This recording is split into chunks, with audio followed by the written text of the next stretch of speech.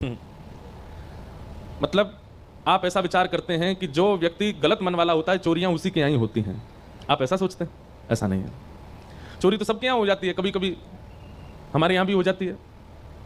इसका मतलब ये थोड़ी होता है कि कोई व्यक्ति अगर स्वभाव से, बुद्धि से, विचारों से बहुत पवित्र है तो उसके साथ कुछ अनहित नहीं होता। एक बात बहुत ध्यान से सुनिएगा, सब लोग इधर देखना। अगर व्यक्ति व्यवहार अच्छा रखता है, विचार अच्छा रखता है, बुद्धि अच्छी रखता है, तो ऐसा नहीं है कि सामान्य लोगों की तरह उसके साथ घटनाएं नहीं घटती, घटती हैं। पर सामान्य व्यक्ति को जितनी घटना की पीड़ा होती है, शुद्ध विचार वाले को उतनी पीड़ा नहीं होती, उतना विचलित नहीं होता, इतना व्याकुल नहीं होता। लोग बागों की फ्लाइट छूट जाती है तो रोने लगते हैं एयरपोर्ट पर, हमारी तो अमूमन छूटती रहती हैं, ज्यादातर छूट जाती है, लेकिन विचलित नहीं होते।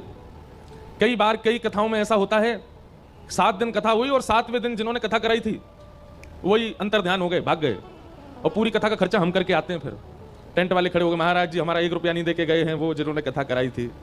मैंने कहा भैया ढूंढो खोजो कहाँ है, बोले चले गए। फिर सारा खर्चा हम करके आए पंडाल का। बताओ, कथा कराई किसी ने, बुकिंग करी किसी ने, व्यवस्थाएं करी किसी ने, पैसा भुगतान करके आए हम।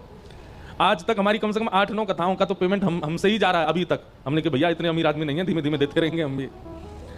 तो इसका मतलब ये नहीं है कि आपके विचारधारा और आपका स्वभाव अच्छा है तो आपके साथ कुछ अनहित नहीं होगा। कई बार हमारे प्रारब्ध में जो है वो हमको भोगना पड़ेगा, भले ही हम चाहे कितना शुद्ध जीवन जिए, लेकिन घटने वाली घटना आपको झकझोरेगी नहीं, उस घटना से आप बहुत विचलित नहीं होगे।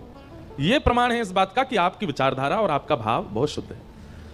अब जिनका भी है, इन्होंने तो बताओ व्यास मंच से ही पूछ लिया है, तो सोचो कितने विचलित हो रहे होंगे। लेकिन इनका विचलन ज्यादा है नहीं। क्यों?